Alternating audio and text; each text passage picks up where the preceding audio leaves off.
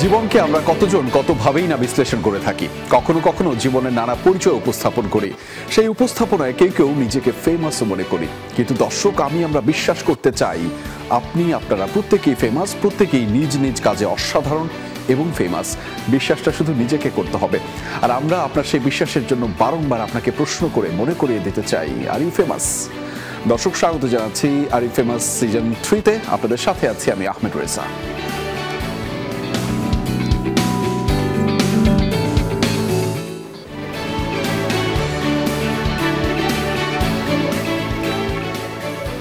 দর্শক, are you ফেমাসের আয়োজন মানে আপনাদের জন্য পর্ষা, আপনাদের জন্য উপকরণ এবং আপনাদের সাথে যুক্ত হন বিশেষ সারথীরা। আজকেও কিন্তু তার ব্যত্যয় ঘটছে না। আজকে আমাদের সাথে যে সারথীরা যুক্ত হচ্ছেন ভীষণ প্রিয়, ভীষণ নন্দিত এবং আমার খুব পছন্দের মানুষ।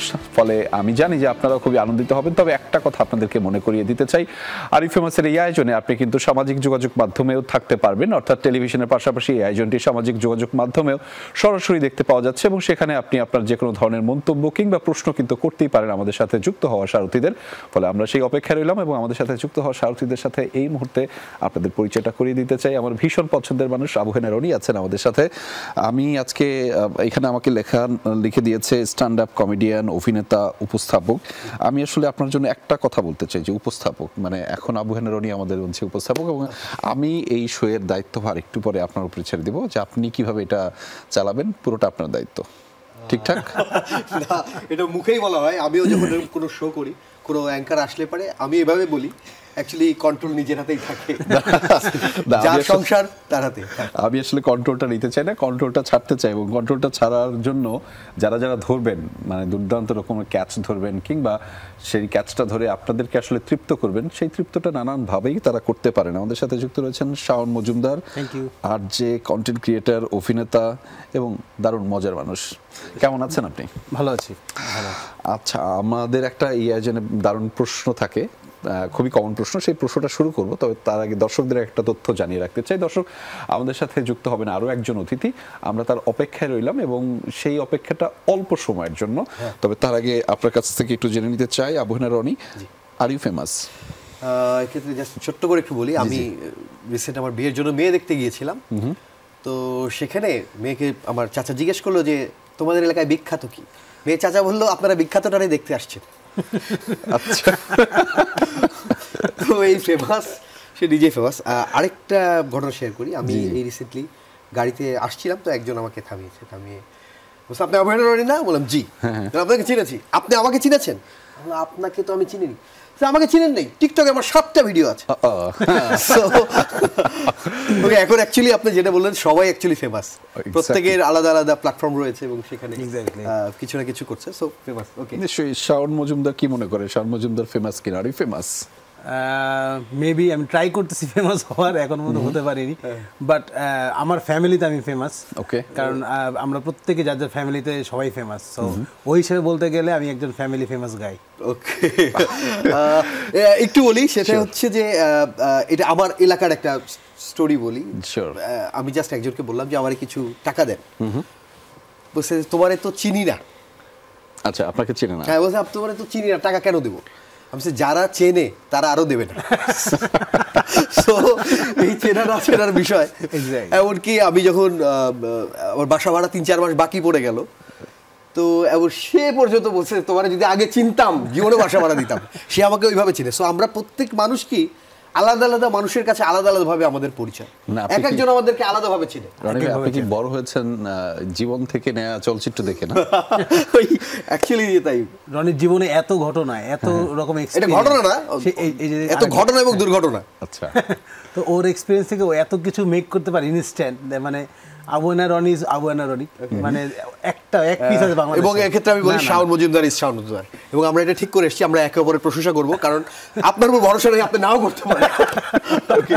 না, আমি তো আসলে প্রশংসা করতে চাই না, আমি জানতে চাই আপনারা আসলে কি কারণে এবং কি কারণে আপনাদেরকে মানুষ প্রশংসা করে সেটিও জানতে চাই। আমি একটা সাম্প্রতিক সময়ের বেশ সামাজিক যোগাযোগ মাধ্যমের কথা একটু আগে বলছিলাম যে সেখানে আপনাদের উপস্থিতি এত দারুণভাবে মানুষ খুব মজা পায়। আমি কেন সময়টা বললাম যে আমাদের এই সময়টা নানান ধরনের একটা সংকটের মধ্যে দিয়ে যাচ্ছে, একটা অস্থিরতা, মাথার মধ্যে টেনশন, নানান ধরনের কাজ, কি হবে কি হচ্ছে, হয় না একটা জাতি হিসেবে, নাগরিক হিসেবে, মানুষ হিসেবে, আমাদের বাংলাদেশের প্রতিনিধিত্বকারী হিসেবে এটা আমাদের মোটামুটি সবারই এখন চলছে। কিন্তু সেই সময় সামাজিক যোগাযোগ মাধ্যমে ঢুকলে পরে সেখানে আরো বেশি অস্থির হয়ে যায়, এবং সেইখান থেকে অস্থিরতার মধ্যে মনে হয় যে না, কেউ না কেউ একটু চেষ্টা করছে যে মানুষকে একটু রিলিফ দেওয়ার, না একটু শান্তিতেও থাকা যায়, একটু স্বাচ্ছন্দ্যেও থাকা যায়, একটু ভালোও থাকা যায়। এবং আমার মনে হয় আপনারা সেটা দুর্দান্তভাবে করেছেন। আমরা দেখছিলাম এটা টেলিভিশনের মাধ্যমে বা সেগুলো সামাজিক যোগাযোগ মাধ্যমে ছোট ছোট ক্লিপগুলো খুব ভাইরাল হচ্ছে। ওকে, আমাদের সেই ফেমাস শো যেটা হাসো, মানুষকে হাসানোর একটা দারুণ শো। বাংলাদেশে কোনো কমেডি রিয়েলিটি শো নেই, তো সেই শোয়ে আমরা আছি, চেষ্টা করতেছি মানুষকে হাসানোর জন্য। এবং আমার মনে হয় যে আমরা সেই মুহূর্তটায় চলে এসেছি যখন চট করে কেউ ঢুকে যাওয়ার সম্ভাবনা আছে। সেটা আমরা একটু পরে বলবো। আপনি কি কি হয় আর কি, মানে সেই চেষ্টাটা কেন আসলে? সেই চেষ্টাটা কেন, মানুষ আসলে এই যে অস্থির অবস্থা, জি, তো মানুষকে সারা দেশে কমেডির কোনো শো নেই যে মানুষকে ভালো রাখার জন্য। সো আমরা আর কি চেষ্টা করে যাচ্ছি আর কি। আচ্ছা, সেই চেষ্টাটা কি মনে হয় একটু চ্যালেঞ্জিং? আমি অবশ্যই চ্যালেঞ্জিং। মানুষকে সময়ের বিবরণ দিলাম যে এই সময়টা একটু অস্থিরতা আছে, একটু চ্যালেঞ্জিং টাইম আছে। এটার একটা ছোট্ট উদাহরণ দিতে পারি। আমাদের দেশের মানুষ না নানা রকম টেনশন নিয়ে টিভির সামনে বসে, নানা রকম মানে ছোট ছোট প্রবলেমগুলো তার কাছে প্রবলেম। আমি ছোট্ট একটা উদাহরণ দিতে পারি। জি জি। আমার এক বন্ধু কান্নাকাটি করতেছে যে আমার মা আগে মুরগির ডিম বিক্রি করে টাকা পাঠাতো, সেটা আর হবে না। আমরা মা তো চিরকাল থাকে না, বলে মা ঠিক আছে, মুরগি মারা গেছে। ও, এই টেনশন তার কাছে অনেক বড়। সো আমাদের টিভির সামনে যারা বসে তারা মনে করেন হাজার হাজার চিন্তা ভাবনা নিয়ে বসে। এরা এনজয় করার সময় এনজয় করে না, আবার দুঃখ পাওয়ার সময় আবার আনন্দের মিউজিক ছাড়ে, মানে পুরা উল্টাপাল্টা, মানে পুরাই। আমরা একটু উল্টাপাল্টা করতে চাই। দর্শক, উল্টাপাল্টার এই সময়টাতে একটা উল্টাপাল্টা ইনফরমেশন আপনাদেরকে দিতে চাই। আমাদের মধ্যে চট করে একজন ঢুকে পড়েছেন, আমাদের শবনম ফারিয়া আপা। স্বাগত আপনাকে আরই ফেমাসের আয়োজনে। কেমন আছেন? Thank you so much for having me. আমি ভালো আছি। আমি একটু ট্রাফিক আটকে ছিলাম, দেরি হলো আমার আসতে। ওকে, এই ক্ষেত্রে আমি ওনার জন্য একটা উৎসর্গ করতে চাই। জি জি প্লিজ। একটা ছেলের বলা যে 5 মিনিটের মধ্যে বাসায় আসতেছি, আর একটা মেয়ের 5 মিনিটে রেডি হচ্ছি, এটা মানে সমান সমান। না না, আমি অ্যাকচুয়ালি 10 মিনিট রেডি হতে পারি। আপনি জানেন আমি 10 মিনিট রেডি হতে পারি। আচ্ছা, আমাদের একটা কমন প্রশ্ন থাকে, আমি আগেও জিজ্ঞেস করেছিলাম, আমি ইতিমধ্যে তাদেরকে জিজ্ঞেস করে ফেলেছি। আরই ফেমাস, ফেমাসের সংজ্ঞা কি আপনার কাছে যেরকম মনে হয়? আমি জানি না আসলে ফেমাস নাকি, বাট কিছু মানুষ আমাকে ভালোবাসে, কিছু মানুষ ভালোবাসে না, কিন্তু তারা আমার সমালোচনা করে, কিন্তু তারা খোঁজ রাখে আমি কি করি। সো এটাকে কি ফেমাস বলে কিনা আমি জানি না। যদি বলে তাহলে, আর যদি সেটাকে ফেমাস না ধরা হয় তাহলে না। কিন্তু আপনি যদি আমাকে বলেন আমি যেটা ফেমাস বলি, সেরকম বলতে আমাদের দেশে আসলে ওভাবে ফেমাস কেউ হয় না। আমাদের দেশে আপনি যদি বলেন, আমি বলবো যে 3 জন মানুষ বড়জোর এই মুহূর্তে ফেমাস: শাকিব খান, সাকিব আল হাসান আর তাহসান। এখন এর মধ্যে তো একজন দেশেই নাই, সে আসবে কিনা কখনো সেটা আমরা জানি না। তো আমি আসলে আমি এক্ষেত্রে সহজে আমরা দর্শকদেরকে জানাই দিতে পারি সে ফেমাস কিনা। আপনি কোনো কিছু কিনতে গেলে বলে ও আপনি আপনার জন্য 100 টাকা ছাড় এই মাসটা, এরকম নাকি? এরকম হয় কি? আমি কেনাকাটা করতে শপিং করি না রনি ভাই। আমি ম্যাক্সিমাম অনলাইনে শপিং করি, আর খুবই কম কেনাকাটা করি আর কি আমি। আচ্ছা, আপনার জন্য তিনটা ইনফরমেশন। প্রথমত হচ্ছে যে আপনার এখানে পরিচয়টা লেখা আছে অভিনেত্রী এবং মডেল, কিন্তু যে পরিচয়টা লেখা নাই সেটা হচ্ছে, আমি আপনাকে বলতে চাই যে সাংবাদিক। আমি এখানে প্রত্যেকের আলাদা আলাদা করে একটু বিশেষণ যুক্ত করেছি, এবং সেটা রনি ভাইয়ের ক্ষেত্রে বলেই দিয়েছি। আজকের এই শো এর হোস্ট কিন্তু রনি ভাই পুরোটা নিয়ন্ত্রণ করবেন। আমি শুধু অবজারভারে থাকবো। আমি অবজারভার, আপনারা আসলে কথা বলবেন, ফলে দায়িত্ব কিন্তু হচ্ছে রনি ভাই। তবে যার লুঙ্গি তাকে সামলাতে পারে, লুঙ্গি এবং শো। ওকে, বলেন। আমরা আরেকটা তথ্য আর কি আপনাকে শেয়ার করতে চাই, যেটা একটু আগে বলছিলাম যে আমরা আসলে নানান ধরনের সংকটে যাচ্ছি। আচ্ছা, একটু সাংবাদিক, আমি ঠিক এটা আমরা কারেক্ট করব, এটা একটু এটা এক্সপ্লেনেশনটা সে দিবে। আমি সাংবাদিকতায় মাস্টার্স করেছি। আচ্ছা, এরপর হচ্ছে আমি 1 বছর কালের কণ্ঠে অ্যাজ এ ফিচার রাইটার কাজ করেছি।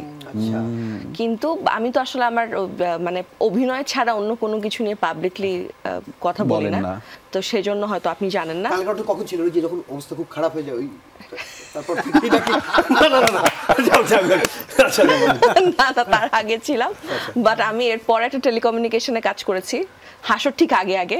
হাসর এই 3 মাস হচ্ছে আমি কোনো মানে কোনো চাকরি করিনি, আমার একটা গ্যাপ ছিল 4 মাসের। হাসর শেষ হয়েছে 17 তারিখে, পরের মাসে 1 তারিখে আমি আবার আরেকটা কোম্পানিতে জয়েন করেছি। আচ্ছা আমার একটু জানার ইচ্ছা, জি মানে চাকরি গেছে বলে হাসো করেছেন না হাসো করে চাকরি চলে গেছে? না না না আমি চাকরি ছেড়েছি, আমি নিজ থেকেই চাকরি ছেড়েছি, বিকজ আমি চাচ্ছিলাম। আরো সবচেয়ে বড় বিশেষণ দেন, উনি একজন শোয়ের জাজ, সো বিচারক। আপনি আজকে কি বিচার কার্য করবেন নাকি? বিচার কার্য খুব কঠিন। কঠিন নাকি? হ্যাঁ, কারণ সবাইকে খুশি রাখা যায় না, এটা সবচেয়ে কঠিন কাজ। আমরা যারা অভিনয় করি আমাদের সবসময় চেষ্টা থাকে যে সবাইকে খুশি করব, যে ধরনের পারফরমেন্স করবো সেটাতে সব বয়সী সব ধর্মের সব জায়গার মানুষ পছন্দ করে, কিন্তু যখন জাজ করতে হয় তখন কেউ খুব খুশি হয়, কেউ খুবই অখুশি হয়। সো আমি এই কাজটা করতে চাই না। কিন্তু এইটা খুব দারুণ ভাবে করে, আমি জানি যে আর যে যারা থাকে তারা কেমনে কেমনে জানি সবাইরে খুশি রাখে। আমি কি ভুল বলেছি ভাই? না এটাও ভুল কথা, মানে একদম ভুল না, মানে আংশিক ভুল। সবাইকে খুশি রাখা যায় না, কারণ আমি তো চকলেট না যে সবাইকে। হ্যাঁ বল। এই ক্ষেত্রে কিছু ট্রিক্স বলছে যে, মানে বিচারক হিসেবে আপনি তো মন্তব্য করেছেন, অনেকে রোশনালে করেছেন, তো এই ক্ষেত্রে আমি একটা ফেমাস জানি, আমাদের ভুলে গেলাম ওনার লেখা, এটা বলছে আপনি যদি প্রশংসা নাই করতে পারেন, একটা ইঁদুরের কি প্রশংসা করবেন, সব তো নেগেটিভ, কিন্তু আপনি প্রশংসা করতে পারেন না ওর দাঁতে যা ধার, ধরেন ও মোটা হিসেবে ওকে বলবে যে ও মোটা, ফ্যাট, এই নেগেটিভ আপনি অনেক বলতে পারবেন, আপনি নেগেটিভ অনেক কিছু বলতে পারবেন, বাট কিন্তু আপনি কি বলবেন, ওকে কেউ কিডন্যাপ করতে পারবে না। এই যে আপনি জাস্ট খুঁজে প্রশংসা ইতিবাচক ভাবে দিন শেষে, সেটাও একটা কিন্তু দারুণ অ্যাডজেক্টিভ। আপনি যেটা বলছিলেন। হ্যাঁ, ওই যে বলছিলাম যে আসলে আমি তো চকলেট না যে সবাইকে দিলে সবাই একই টেস্ট পাবে। সো কাউকে খুশি করতে গেলে আলটিমেটলি অন্য আরেকজন কষ্ট পেয়েই থাকে। সো যেটা হয় আর যেটা করে, এমন একটা বেসিক পাথে কথা বলে যে একটা লাইনে, যেখান থেকে মোটামুটি বেসিক্যালি মানে অন এন এভারেজ সবাই খুশি হয়, সুষম বন্টন করে যেতে হয়, মানে অল টাইম ম্যানেজ করতে হয়। মানে বলতে পারেন যে আর যারা বেসিক্যালি গুড ম্যানেজার আমিন ভাই, ওই টাইপের আর কি। আমাদেরকে সবাইকে মোটামুটি একটা ব্যালেন্সে ম্যানেজ করে চলতে হয়। দ্যাটস ওয়াই আর কি বলা যেতে পারে যে পারি আর কি মোটামুটি। কিন্তু আপনারা সবাই মিলে যে কষ্টের কাটাকুটিটা খেলেন, অর্থাৎ আমাদেরকে ভালো রাখার জন্য, একটু হাসিতে রাখার জন্য, এই চ্যালেঞ্জিং সময়টাতে, চ্যালেঞ্জিং টাইমটাতে একটু ভালো রাখার জন্য আপনাদের যে এফোর্টটা, আমরা আসলে ওটা নিয়েই কথা বলতে চাই যে এই এফোর্টটা আসলে কেন জরুরি। ফারিয়াপা, আপনাকে দিয়ে শোটা করতে চাই।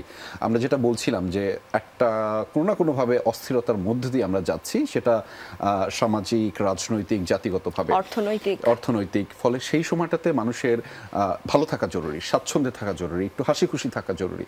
সামাজিক যোগাযোগ মাধ্যমে ঢুকলে এত ক্যাওয়াজ, এত নেতিবাচক মন্তব্য, এত নেতিবাচক পোস্ট, এর মধ্যে দেখছি যে কেউ একটা চেষ্টা করছে যে না, একটু মানুষ হাসুক, ইতিবাচকভাবে হাসুক, সেটা একটু রসবোধের মাধ্যমে।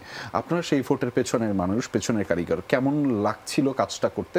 কাজটা আপনি বলছিলেন যে বিচার কার্য করা কিংবা এই প্রসেসটার মধ্যে দিয়ে যাওয়া একটু কঠিন, সেটা আমি বুঝলাম, পেশাগত দায়িত্ব, কিন্তু আসলে তো এটা একটা মেসেজ, একটা বার্তা দিন শেষে। আমরা যখন হাস্য শুটিং একদম প্রথম দিকে শুরু করি, ঠিক 5ই আগস্টের পরপরই হচ্ছে এটা নিয়ে আমাদের প্রস্তুতি শুরু হয়।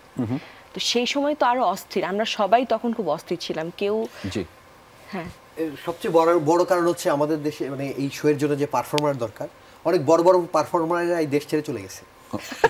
সো আমরা যে কমেডিয়ান হান্ট করবো, কমেডিয়ানরা চলে গেছে, আমরা খুব বিপদে পড়ে যাই। আচ্ছা, আমি বলছি তো আজকে নিয়ন্ত্রক সে, আমি ইনফরমেশন দিচ্ছি। না, সেই জন্য যখন আমরা প্রেস কনফারেন্সে কথা বলছিলাম, তখন আমি এটাই বলছিলাম যে আমরা খুব একটা অস্থির সময়ের মধ্যে দিয়ে যাচ্ছি। সো এটা থেকে বের হওয়ার অ্যাকচুয়ালি কিছু মানে রাস্তা দরকার। এবং আমি আমার ব্যক্তিগত জীবনে বলতে পারি ভাইয়া, আমি খুবই ডিপ্রেশনের একটা সময় কেটেছে আমার জীবনে, ভয়ানক। এবং সে সময় আমি কাজটা সব বন্ধ করে একটা ব্রেকের মধ্যে ছিলাম। ওই সময় আমি আমাদের আশেপাশে কিছু দেশের কিছু কমেডি শো দেখা শুরু করেছিলাম। অ্যান্ড আমার কাছে মনে হতো যেটুকু সময় আমি ওই শোগুলো দেখি, ওই 1.5 থেকে 2 ঘন্টার সময় আসলে আমার ব্রেনে অন্য কিছু কাজ করে এবং পুরোটা সময় হাসি। এবং তারপর থেকে I started following stand up comedy পুরা। এবং এটা নিয়ে ওরাও খুব বিরক্ত আমার উপর, এটা পরে বলছি কেন, মানে আমাদের যারা মেন্টর ছিল তারা একটু বিরক্ত। সো যার জন্য হয় কি, আমার কাছে মনে হয়েছে যে এই জিনিসটা বাংলাদেশে আরো বেশি প্র্যাকটিস হওয়া দরকার, আরো বেশি বিভিন্ন প্ল্যাটফর্মে এই জিনিসটাকে আরো প্রমোট করা উচিত। আমাদের দেশে অনেক ইভেন্ট হয়, অনেক কিছু হয়, সেটার মধ্যে যে স্ট্যান্ড আপ কমেডিটা পার্ট হতে পারে এটা কিন্তু এখনো ওভাবে স্টাবলিশড করেন না। না অনেকেই। সো আমার কাছে মনে হয়েছে যে আমি এমন একটা প্রোগ্রামে একটা পার্ট হয়েছি যেটাকে আসলে প্রমোট করার অনেক সুযোগ আছে, এবং আমি এই প্রোগ্রামটাতে জাজ হওয়ার পরে আমি দেখেছি যে আসলে এখানে অনেক ছেলে মেয়ে আছে যারা এটা করে, যেটা যদি আমি brilliant। এবং অনেক ভালো। আমি যদি এই অনুষ্ঠানে না আসতাম তাহলে হয়তো আমি জানতাম না যে আমাদের দেশে এই ধরনের এই লেভেলের পারফর্মার আছে। এক্স্যাক্টলি। আমার একটা সম্পূরক প্রশ্ন আছে, মানে আপনি তো কাজটা করেন পেশাগত দায়িত্বের জায়গা থেকে করতে হয়, কিংবা ডিপ্রেশনও মানুষ হিসেবে সেটা থাকতেই পারেন, কিন্তু আপনাকে অভিনয় কেন কম পাই? আমাকে অভিনয় কম পাওয়ার প্রথম শুরু হচ্ছে ওই ডিপ্রেশনের সময়টাতে, যখন আচ্ছা, আসলে আমি makes আসলে sense। কনসেন্ট্রেট করতে পারছিলাম না কোনো কিছুতে। আসলে ব্যক্তিগত লাইফ যখন একটু বেশি মানে অস্থির অবস্থায় থাকে তখন আসলে ক্যামেরার সামনে পারফর্ম করা যায় না। মানে- তো সেই সময় আমি সিদ্ধান্ত নিয়ে আমি মাস্টার্স করব, ওকে। কারণ আমি একটা ব্রেক যেহেতু নিচ্ছিলাম ওটাকে আমি ইউটিলাইজ করার চেষ্টা করছিলাম। সো মাস্টার্স চলাকালীন আসলে একটা পড়াশোনার প্রেশার ছিল। মাস্টার্সটা শেষ করে হচ্ছে আমি একটা টেলিকমিউনিকেশন কোম্পানিতে জয়েন করি। সেটার মাঝখানে একটু একটু কাজ করছিলাম, একটা দুইটা হয়তো ওয়েব সিরিজ বা সিঙ্গেল নাটক আরভাবে করা হয়নি।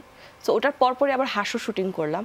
হাসো শেষ হতো তো আমি আরেকটা কোম্পানিতে জয়েন করে ফেলেছি। আমি একটু কারেকশন করে দিতে চাই যে একটা নারীর সাথে যারা ডিস্টেন্সে থাকে বা আপনি যেরকম ডিস্টেন্সে আছে, আপনি বলতে পারে যে অভিনয় কেন আপনাকে পাই না, কিন্তু যারা তার টাচে থাকে তারা তাকে বলে তুমি এত অভিনয় করো। আপনি তো মাঝখানে অনেকদিন আমার টাচে ছিলেন, আপনি আমাকে বলেন নাই কেন এটা? এটা আপনি না, আমার মনে হয় যে অনেক নারী এটা শুনে যে তুমি আর এত অভিনয় আরেকটা করো। জিনিস সেটা হচ্ছে আমি অনেক ওয়েট গেইন করেছি। So, আচ্ছা। যার জন্য আমার নিজেকে মানে পর্দায় দেখতে ভালো লাগে না, কারণ আমি আমার নিজেকে তো একটা সার্টেন টাইপের দেখে অভ্যস্ত। এখন যখন ওয়েট গেইন করার পর যে চেহারাটা দেখে ওটা আমার ভালো লাগে না। আমার মনে হয় আমার দর্শকদের, আমার নিজেরই যেটা ভালো লাগে না আমার দর্শকদেরও নিশ্চয়ই কিছু সেটা বলবো ভালো না, লাগবে না। শব্দম ফারিয়া কিভাবে কি আমি জাস্ট একটু বলি শাওনের সামনে ওয়েট নিয়ে কোনো কথাবার্তা বলবো না। No problem. সাউন্ড আমি তো just easy to see. Easy to see, but আমার আসলে মনে হয় যে আসলে পর্দার সামনে কাজ করতে হলে কিছু জিনিস মেনটেন করতে হয়, করা উচিত, যেটা আমি আসলে পারি নাই। আমি চেষ্টা করছি, যদি আমার কাছে মনে হয় আমি আবার প্রপার শেপে আসতে পারবো তখন হয়তো আমি একটু কাজ বাড়াবো। কিন্তু সামনে আমার দুটো ওয়েব সিরিজের কাজের কথা চলছে, এর মধ্যে একজন ডিরেক্টর যেমন ফোন করে বলছে যে ফারিয়া 10 কেজি ওজন কমা, 1.5 মাস টাইম তোর। আমি যেটা করছি ঠিক আছে করছি। আমি তো ডিরেক্টরের মতো করে বলতে পারি না, এখন আমরা আমাদের ওজনটা একটু কমাইতে পারি একটা বিরতির মাধ্যমে। দর্শক, আরই ফেমাসের আয়োজনে ছোট্ট একটা বিরতি নিচ্ছি, ফিরছি একটু পরেই, আমাদের সাথেই থাকুন, কোথাও যাবেন না। দর্শক, আরই ফেমাসের আয়োজনে স্বাগত জানাচ্ছি আরো একবার। আপনারা দেখছেন আরই ফেমাসের আয়োজন। কয়েকজন গুণী মানুষ, গুণী সারথী আমাদের সাথে যুক্ত রয়েছেন। একটু ফিরতে চাই আপনাদের আসলে করা মন্তব্যে, এবং আমি বেশ কিছু মন্তব্য কিন্তু ইতিমধ্যে পেয়েছি। যমুনা টিভিকে ধন্যবাদ, দুবাই থেকে দেখছি গেস্টদের মানে অতিথিদের ধন্যবাদ জানিয়েছেন। Thank you. স্বাধীন সর্দার, আবুহানা রনির কোনো বিকল্প নেই, আবুহানা রনি হলো হাসির রাজা। এটা আমি বললাম তখন অস্বীকার করলাম। আচ্ছা, আরেকজন লিখেছে এই প্রশ্নটা করতেই হবে, বলে দিয়েছে, একবার পুজোর ছুটিতে দৌড়ে গিয়ে শাওন ভাইয়ের শ্বশুর বাড়িতে ঢুকে গিয়েছিলাম, অবাক হয়ে গিয়েছিলেন, মনে আছে শাওন ভাই? আহমেদ রেজা ভাই প্রশ্নটি অবশ্যই করবেন। আচ্ছা, আপনি সেই লোক তাহলে, ঠিক আছে। আসলে অবাক হয়েছিলাম, শুধু তাই না, পুজোর ছুটিতে আমি মানে একবারই আমার শ্বশুর বাড়িতে গিয়েছিলাম। আচ্ছা। তো ওই দিন রাতে একজন এরকম ছেলে দৌড়ে এসে আমাকে ধরছে, সেটা ঠিক আছে। পরের দিন সকালবেলা আমার শাশুড়ি এসে ডাকতেছে, বাবা ওঠো ওঠো, আমি কিছু বল তোমার সাথে দেখা করতে আসে, কাটা বলছে 3-4টা মেয়ে আসছে শ্বশুর বাড়িতে। আমি না ভয় পেয়ে গেছি, মানে কি, মানে হ্যাঁ, তো ওই পাশের দিক থেকে 3-4 জন আসে। পরে আমি যাই দেখা করলাম, দেখুন খুব বাচ্চা 3-4টা মেয়ে, তারা ক্লাস 5, 6, 7 পরে এরকম। আর আমার কথা শুনে চলে আসছে। পরে আমার পুরা শ্বশুরবাড়ির মহল তাদেরকে আপ্যায়ন করে খাওয়াইছে, টাওয়াইছে, খুব আদর যত্ন করে। ছোট মেয়ে দেখে আপনার শাশুড়ি আপনাকে ডাকছে, বড় মেয়ে হলে ডাকতো না। বড় মেয়ে ডাকতো। এই সুযোগে আমার একটু মনে পড়লো, আর এই ফেমাস যেহেতু অনুষ্ঠানের নাম, একদিন আমার বাসার গেটে দুজন লোক এসছে, ওরা কোনো একটা ফার্মাসিউটিক্যাল ইয়েতে জব করে, অনেক দূর থেকে আসছে, এসে আমার গেটে নক দিয়ে আমি খুললাম। আমি কবুতরের ইয়েটা পরিষ্কার করছিলাম, একটু ইয়ে ছিল, বাড়ির ড্রেসে ছিল। তখন সেটা আবুহানা রনির বাড়ি, আমি বললাম জি, বলছি উনাকে একটু ডেকে দেন। আমাকে বলছে আমার বাসায় ছিল। আরে ফেমাস। সেইটাই আর কি। আচ্ছা, আর দুইটা মন্তব্য আমি দিতে চাই, সেটি হচ্ছে রনি ভাইয়ের খবরদার নিয়মিত চাই, এমডি সাদিকুল প্রামাণিক, এটা আমাদেরও দাবি। বগুড়া থেকে দেখছি, বগুড়া থেকে ভালোবাসা। রনি ভাই আর আমি সেম উপজেলার মানুষ। ওকে, আরেকজন হ্যালো বলেছে সবাইকে। আচ্ছা মোটামুটি আমি একটু রনি ভাইকে নিয়ে একটা কথা বলতে চাই। রনি ভাইকে তো আমরা সবাই চিনি, আমার বাসা হচ্ছে মিরাক্কেল দেখতো, আমি ওইভাবে চিনি, আমি ওভাবে তখন ফলো করি নাই আর কি, বাট আমি দেখতাম যে আমার বাবা আমি এক্ষেত্রে একটা লাইন বলবো, মানুষ চেনা অত সোজা না। হ্যাঁ সেটাই আমি বলছি, মানুষ চেনা তো impossible। ওকে, হ্যাঁ। তো আমার বাবা খুব পছন্দ করতো, স্বাভাবিক বাংলাদেশ থেকে একটা ছেলে ইন্টারন্যাশনালি একটা পারফর্ম করছে আলাদা। তো দেখেছি কয়েকবার, আমি ওনাকে বলেছি যে আমার বাবা আপনাকে খুব পছন্দ করে, যতবার দেখা হয়েছে বলেছি। কিন্তু এই শো করতে গিয়ে আমি অন্য একটা রনি ভাইকে আবিষ্কার করেছি। রনি মানে আমাদের অনেকেই আমি চিনি যাদের সেন্স অফ হিউমার খুব ভালো, কিন্তু রনি ভাইয়ের সেন্স অফ হিউমার খুব ডিফারেন্টলি, এবং উনি ইনস্ট্যান্টলি এমন সব কথা বলে যেটা আমাদের মাথায় আসবে না কখনো। উনি কিভাবে এই উত্তরগুলো দেয় জানি না কিভাবে, আমি একটু বলি, এখনই উদাহরণটা দিই। আপনি যখন বললেন যে ডিফারেন্ট আওয়েনার রনিকে দেখলাম, তখনই আমার মনে পড়ে গেল যেদিন আমি ঢাকার এপিসোডটা করলাম, টেলিকাস্ট হয়েছে, লুঙ্গি পরে উপর হয়ে যখন ডিগবাজিটা দিলাম, আমার মনে হয় ওই দিন আপনি ডিফারেন্ট ভাবে আমাকে দেখেন। ওদের আমি চোখ ঢেকে রাখলাম, মানে যে কি থেকে কি বের হয়ে যায়, লুঙ্গি পরে ডিগবাজি দিচ্ছে। লুঙ্গি পরে উল্টা ডিগবাজি। আচ্ছা, আপনি বাকিটা ভিজুয়াল ধরেন যে অন্য একটা রনিকে দেখেছেন তিনি। আচ্ছা, একটা ছোট ইনফরমেশন শেয়ার করতে চাই, যে যেহেতু আপু বললেন যখন আপনাকে মিরাক্কেলে দেখছিলেন তখন আমার বাবা খুব দারুণভাবে আপনাকে পছন্দ করতো, সে এখন নাই, বাট সেটা একটা ডিফারেন্ট গল্প। এটা কিন্তু খুব খারাপ একটা ব্যাপার, আবু হানিফার অনেকে ওখানে মিরাক্কেলে যারা পছন্দ করতো তারা কেউ বেঁচে নাই, খুব টেনশনের বিষয় কিন্তু। আচ্ছা, আমি এখন যেটা নিয়ে বলতে চাই, একটা হচ্ছে আপনার পোস্টে যারা মন্তব্য করে, মানে পোস্ট দেওয়ার পরে একটা দারুণ রিয়াকশন পাই, সেটা একরকম রিয়াকশন, কিন্তু শবনম ফারিয়ার কমেন্টে সেই ধরনের রিয়াকশন আসে, এবং সেটার মধ্যে পার্থক্য কি? মানে আপনি কিছু লিখলে পরে সেটাকে মানুষ লাভ রিয়েক্ট দেয়, কিন্তু শবনম ফারিয়া দারুণ দারুণ কমেন্ট করে, কমেন্টের রিপ্লাই আবার দেন আপনি সেখানে গিয়ে। না কমেন্টের রিপ্লাই যেটা দেই মাঝে মাঝে আমি মানে পেশেন্স ধরে রাখতে পারি না। মানুষ এত স্টুপিড কেন হবে, মানে এটা হয় না, মানে মাঝে মাঝে মনে হয় যে ওকে বাদ দেই, বাট মাঝে মাঝে না মাথায় আসে যে একটা মানুষ এত স্টুপিড কিভাবে হয়, তো তখন রিপ্লাই দেয়, আদারওয়াইজ রিপ্লাই দেয় না। আমি যেটা বলতে চেয়েছিলাম, রনি ভাই যেটা দারুণভাবে তার পোস্টের মাধ্যমে তিনি সরাসরি স্ট্যাটাসটা দিয়ে ফেলেন, সেটা আপনি মন্তব্যে রিপ্লাই দেন আর কি, মানে মজা করে রিপ্লাইটা দেন আর কি। ও আচ্ছা, রিপ্লাই গুলো, আচ্ছা আচ্ছা, না আমার তো স্ট্যাটাস গুলো থাকে একটু সিরিয়াস বিষয় নিয়ে, সেখানে আসলে মজা করার সুযোগ কম থাকে, কারণ হচ্ছে আমার একটা অফিসিয়াল পেজ এন্ড অনেক মানুষ ফলো করে, সেজন্য খুব সিলি বিষয় নিয়ে স্ট্যাটাস ইউজুয়ালি দেয়া যায় না। কিন্তু একটা সিরিয়াস বিষয় যখন কেউ এসে খুব স্টুপিড একটা কমেন্ট করে,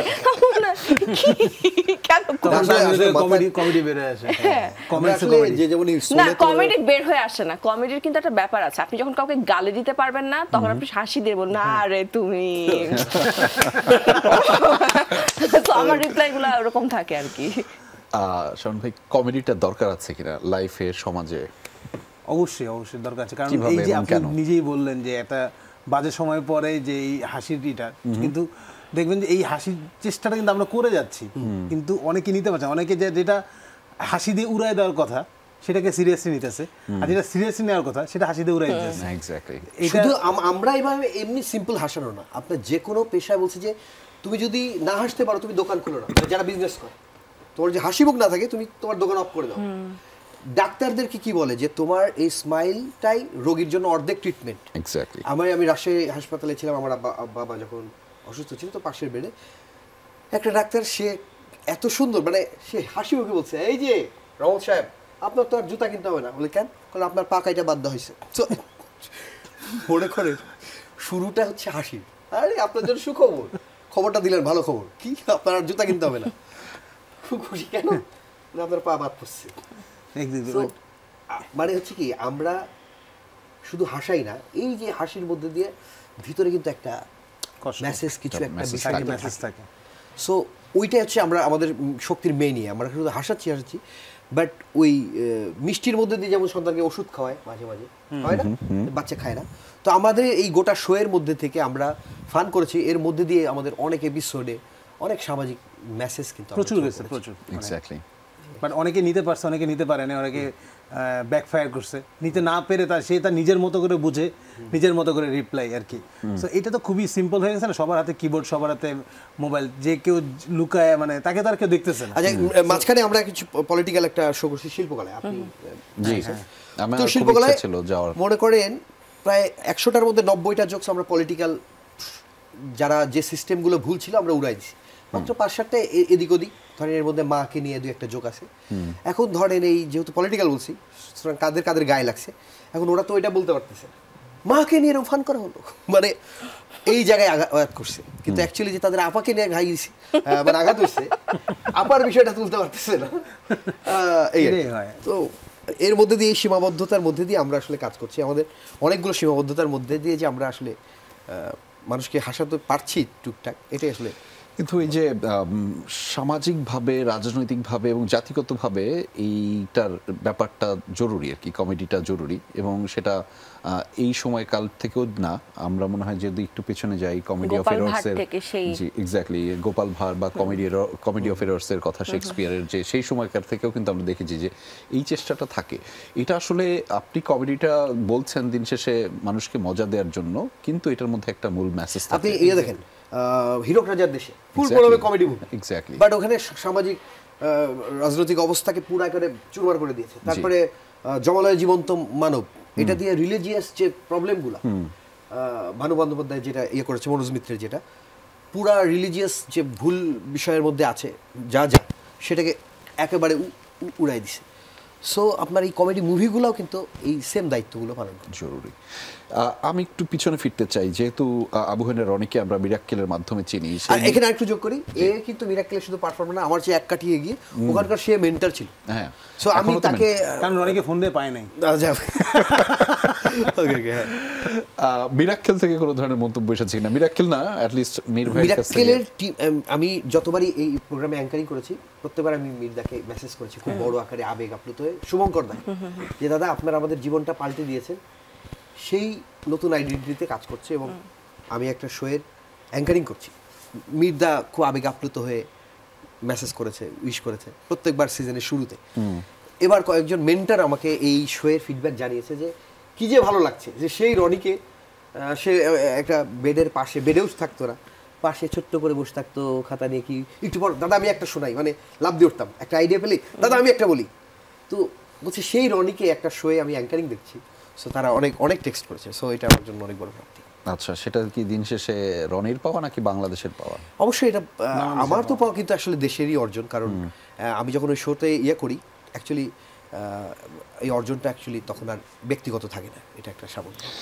শবনম ফারিয়া, আপনি বলছিলেন যে এই শোটাতে আসার পরে যেই মানুষদের সাথে মিশেছেন সেখান থেকেও দারুণভাবে শিখেছেন। আমি আপনাদের এই টিমে দুজন সিনিয়র ক্যাম্পেইনার আছে, আমি আমিন খান ভাইয়ের কথা যদি বলি, তুষার ভাইয়ের কথা যদি বলি, এবং তারা এইটাতে যুক্ত হয়েছেন, এবং তারা বিশেষ করে এই যে কমেডির মতো ব্যাপারটাতে, তুষার ভাইয়ের ব্যাপারটা আলাদা, সে আগে থেকেই হয়তো ছিল, কিন্তু আমরা একটু অবাক হয়ে হচ্ছি যখন আমিন খান যুক্ত হচ্ছে। আমিন ভাই তো এই প্রোগ্রামে অনেক দিন ধরে যুক্ত, এটা প্রবলি ওনার থার্ড সিজন ছিল। আমিন ভাই খুবই চমৎকার একজন মানুষ, এটা ওনার সাথে কিন্তু আমার পরিচয় এই শো এর মাধ্যমে। এবং আমি যখন আমি জাজের চেয়ারে বসি, আমি মাথায় থাকে না আমি কাকে পছন্দ করি, এবং আমি কিন্তু খুবই ব্রুটালি সমালোচনা করি। ওরা অনেক মন খারাপ করতো অনেক সময় যে আমি বলতাম যে এটা এরকম না, কিন্তু আমি জানি না আমিন ভাইয়ের মধ্যে একটা ক্ষমতা আছে সবাইকে হ্যাপি করতে পারার।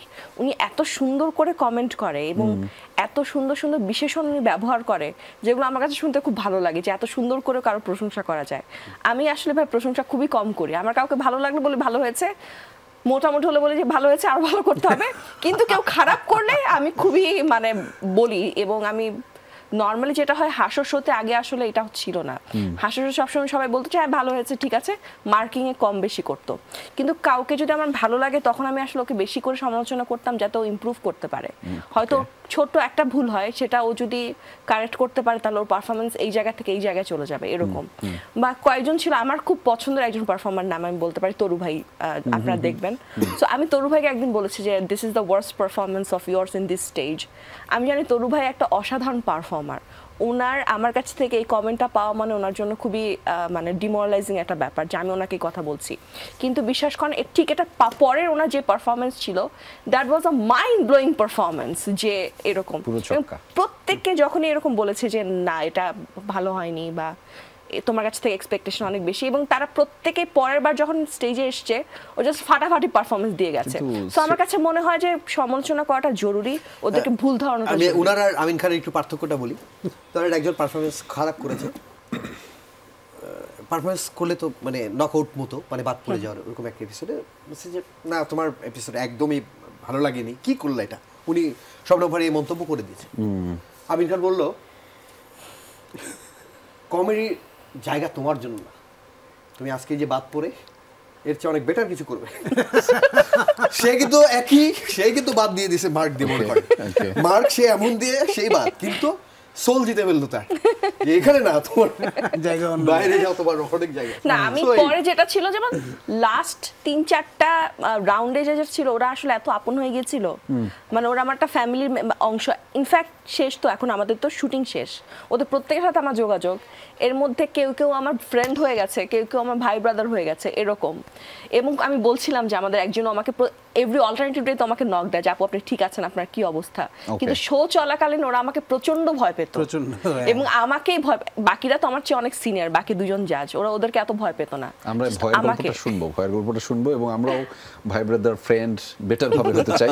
তবে তার আগে আরিফ ফেমাসের আয়োজনে ছোট্ট একটা বিরতি নিতে চাই। দর্শক ফিরছি একটু পরে, আমাদের সাথেই থাকুন, কোথাও যাবেন না। দর্শক আরিফ ফেমাসের আয়োজনে স্বাগত জানাচ্ছি আরো একবার। আমরা আপনাদের সাথে যুক্ত ছিলেন আমাদের সাথে বিশেষ কয়েকজন সারথী যাদের সাথে কথা হচ্ছিল। ফারিয়া, আমি আপনাকে দিয়ে শুরুটা করতে চাই, সেটি হচ্ছে যে শ্রীলেখা তো এত ব্রুটাল না, এত কঠিন না, আপনি কেন ব্রুটাল? আমি তো শ্রীলেখা না। ওরা আপনি যেভাবে বলছিলেন আমি চিন্তা করতেছিলাম পরান্দার কথা, যে পরান্দা হচ্ছে আমাদের আমিন খান, সে যেভাবে উচ্চ মার্গীয় শব্দ ব্যবহার করে। আমি কিন্তু মানে কি নাম যেন মিরাক্কেল দেখিনি কখন। আমার বাবা দেখতো, মা দেখতো, এবং তারা বাসায় আলোচনা করতো না, একটা শো যখন হয় কাউকে ভালো লাগে। যেমন একটা শোতে বাংলাদেশের একটা ছেলে ছিল নোবেল, ও যেদিন পারফর্ম করতো আমার বাবা খুব এক্সাইটেড থাকতো, আচ্ছা আজকে নোবেল কি পারফর্ম করছে, আচ্ছা এই গান গাচ্ছে। বিকজ আমাদের দেশ থেকে কেউ যখন অন্য দেশে গিয়ে পারফর্ম করে সেটা তো আসলে শুধু তার পারফরমেন্স থাকে না, পুরো দেশের পারফরমেন্স থাকে।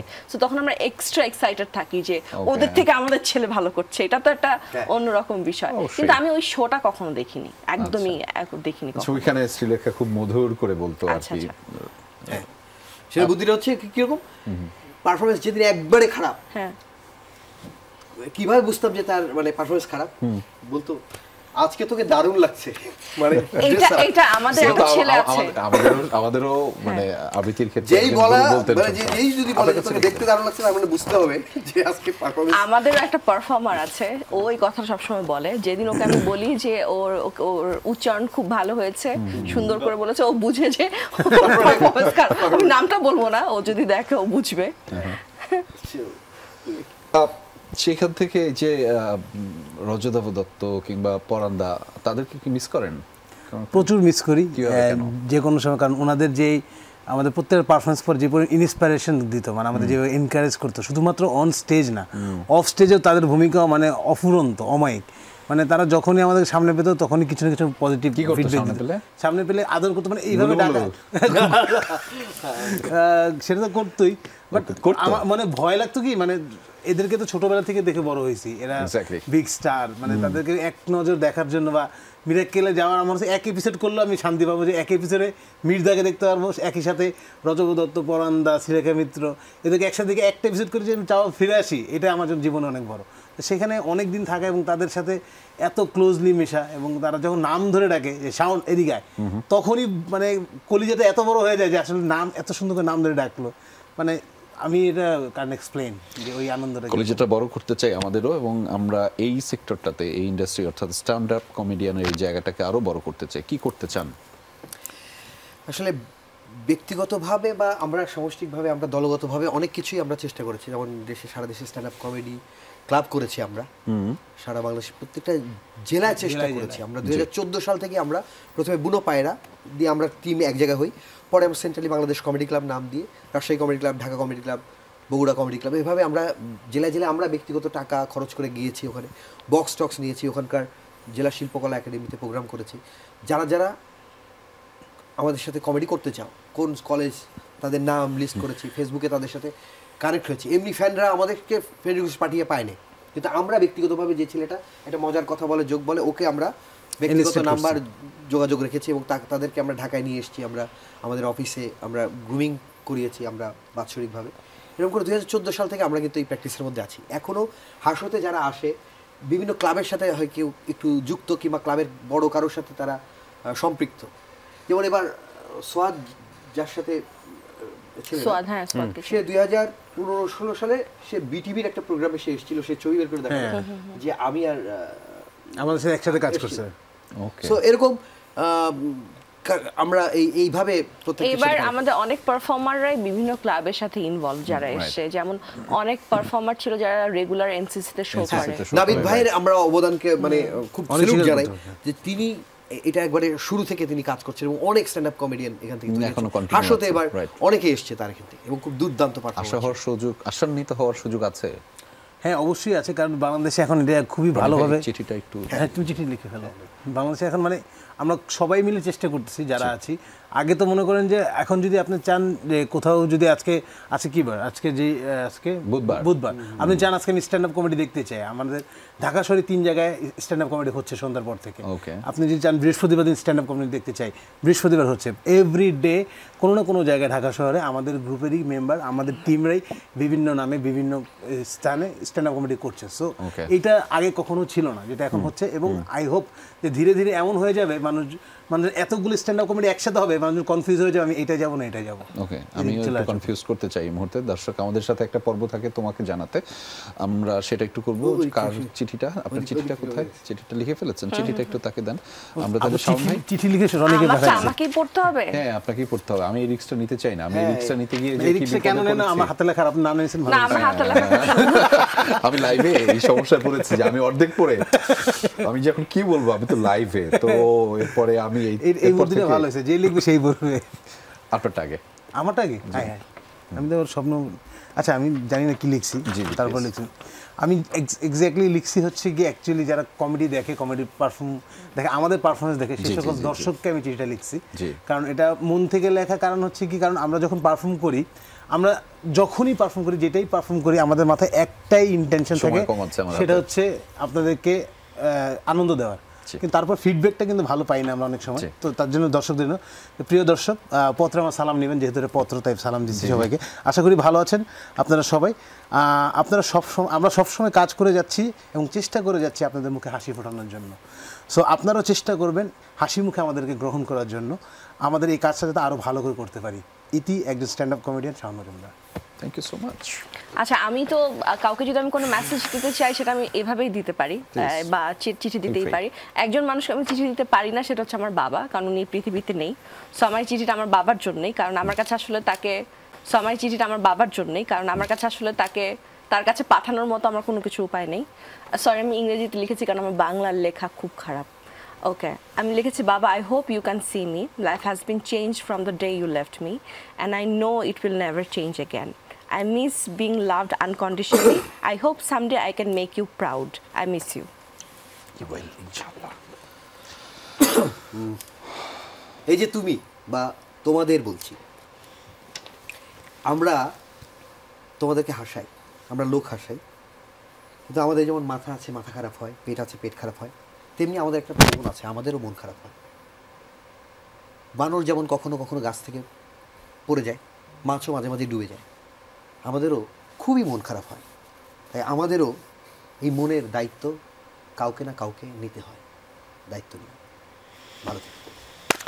কত মানুষ এখন যমুনার সামনে দায়িত্ব নেওয়ার জন্য দাঁড়িয়ে যাচ্ছে। বলি যে আসলে অ্যাকচুয়ালি মানে এটা ফিল করবেন, আমরা যারা আমরা মিডিয়ায় কাজ করি, কথা বলতে চাই, এক বাক্যে বিদায় নিতে হবে, এক বাক্যে। ওকে, আমরা যারা মিডিয়ায় কাজ করি আমাদেরকে এইভাবে হাসি মুখে কথা বলতে হবে। ভালো থাকবেন। হ্যাঁ, ভালো থাকবেন এবং আমাদের ভালো রাখবেন। আর আমাদের স্ট্যান্ড আপ কমেডি যারা দেখেন তারা অবশ্যই হাসি মুখে দেখবেন, দেখে হাসার দরকার নেই, অথবা দেখে অন্য কিছু মন্তব্য করার দরকার নেই। পৃথিবীটাকে একটু ইজিলি নেওয়ার চেষ্টা করবেন please. Stop making everything complicated. মানুষ এত কমপ্লিকেটেড না, মানুষ এমনিতেই কথা বলে। সহজ করে বলতে পারতেন। হ্যাঁ, সহজ করে বললাম। সহজ করে এবং দারুণ দারুণ কমেন্ট করা অব্যাহত থাকুক। Faria post, thank you Abukhan Roni, thank you Shaon Majumdar এবং শবনম ফারিয়া, আপনারা আমাদের এই আয়োজনে সময় দিয়েছেন, আমরা অবশ্যই কৃতার্থ। আপনাদের জন্য অনেক শুভাশিস রইল। দর্শক, যারা এই এফোর্ট দেওয়ার পিছনে অর্থাৎ আপনাকে ভালো রাখার, আপনার মস্তিষ্ক, আপনার মননকে ভালো রাখার জন্য ব্যস্ত থাকেন, তাদেরও আসলে মনটা খারাপ হয়, আবহাওয়া রনির মতোই বলতে হয়। তবে সেখানে দায়িত্বটা কিন্তু আপনার নিতে হয়, দায়িত্বটা আপনার নিতে হয় বাংলাদেশের জন্য, বাংলাদেশের মানুষের জন্য এবং এই সময়টাকে ভালো রাখার জন্য। সেই দায়িত্ব যখন আপনি নেবেন তখন দিন শেষে আপনার সমীকরণে যোগফল হবে সুখ সুখ সুখ, আর এই সুখটা যুক্ত হবে বাংলাদেশের সমীকরণে। কারণ বাংলাদেশটা তো আমার আপনার, বাংলাদেশটা যখন ভালো থাকে আমরা সবাই ভালো থাকি, আমরা ভালো থাকতে চাই একসাথে। দেখা হবে পরবর্তী আয়োজনে।